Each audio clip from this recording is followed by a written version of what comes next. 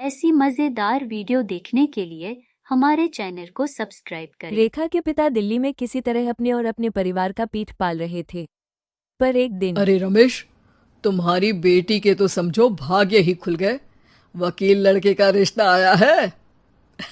अरे वाह, कब करना चाहते हैं शादी? वो लोग तो जल्द से जल्द ही करेंगे। बाकी शाम को मैंने रेखा को देखने के लिए बुला लिया है।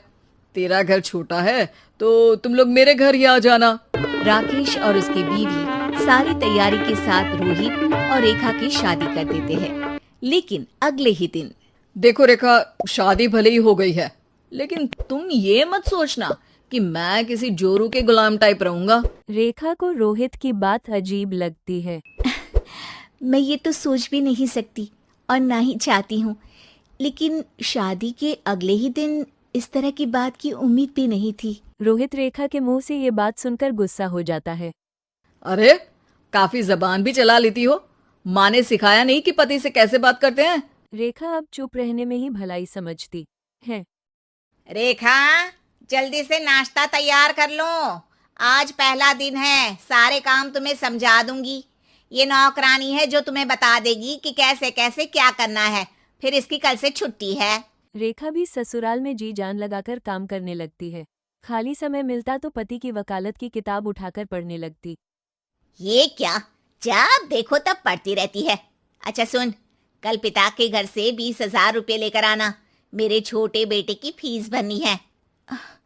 लेकिन पापा क्यों भरेंगे उसकी फीस? अरे वाह जी वाह, पापा क्यों भरेंगे? तो ये बता, हम क्यों रखेंगे तुझे यहाँ? क्यों खाना देंगे फ्री में? अरे, क्योंकि मैं बहू हूँ इस घर की। तभी वहाँ रोहित आ जाता है। अरे वाह, बड़ी जबान चला रही हो। चुपचाप माँ जो कह रही है वैसा कर, वरना सामान उठा और जा अपनी झोपड़ी में। बेचारी रेखा क्या करती, पिता के घर जाती है, उनको सारा हाल बताती है। पिता भी जैसे तैसे पैसों का इंतजाम कर बेटी को ससुराल के लिए विदा करते हैं। देखा, अब कहाँ से आए पैसे? अरे बहुत माल है तुम लोगों के पास, बस सीधी उंगली से निकालते नहीं। नहीं नहीं माँ, पापा ने अपनी मोटरसाइकिल बेचकर पैसों का इंतजाम किया है। पता नहीं अब वो ऑफिस कैसे जाएंगे। अरे वाह भाई, ये भी हम सोचे। खैर, जैसे तैसे दिन बीतते हैं। रेखा जहाँ एक प्यारी सी बेटी की माँ बनती है तो वहीं उसका वकालत की किताब में ज्ञान और गहरा हो जाता है। हे भगवान, बुरे फंसे। ये केस तो लगता है कि मैं हार ही जाऊंगा। देखिए, मैंने आपकी इस केस की फाइल पढ़ी थी। इस केस को जीतना बहुत ही आसान है। वाह भाई वाह, यहाँ वकालत की डिग्री लेकर भी मैं समझ नहीं पा रहा हूँ, और तुमने रोटी बनाते बनाते ही केस समझ लिया। अरे जाओ जाओ, जाकर मुन्ने को संभालो। केस मैं संभालूंगा। ए लड़की सुन, जाकर अपने बाप के यहाँ से 3 लाख लेकर आ। पूरा घर फिर से बनाना है। छोटे की शादी करूंगी तो छोटी बहू को कहाँ रखूंगी? पूरा घर तो तूने घेर रखा है। ऐसा मत बोलिए माँ जी। पापा इतना पैसा कहाँ से लाएंगे? अब तो वो रिटायर भी हो गए हैं। हाँ, तभी तो बोल रही हूँ, रिटायरमेंट के पैसे तो मिले होंगे ना। लेकिन वो अगर आपको दे देंगे तो बुढ़ापा कैसे काटेंगे? रोहित रेखा की बात सुनकर गुस्सा हो जाता है। ए सुन, चल अपना सामान उठा, अपना बच्चा उठा और निकल यहाँ से। रेखा के लाख आग्रह के बाद भी रोहित और उसकी सास उसे घर में नहीं रखते। पापा, मैं तलाक चाहती हूँ। बेटा, मेरे पास वकील के पैसे नहीं है। पापा, आप मुझे वकालत करवा दीजिए। अपना केस मैं खुद लड़ूंगी।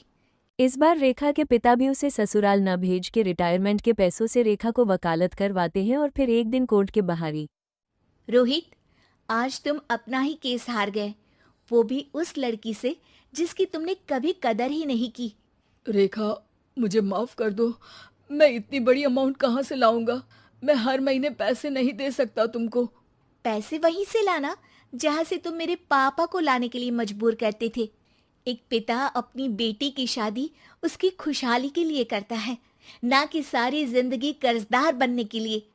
अरे, मेरे ही बेटे की किताब पढ़ पढ़ कर ज्ञान बांट रही हो। वकालत की किताब तो ससुराल में ही पढ़ी थी ना।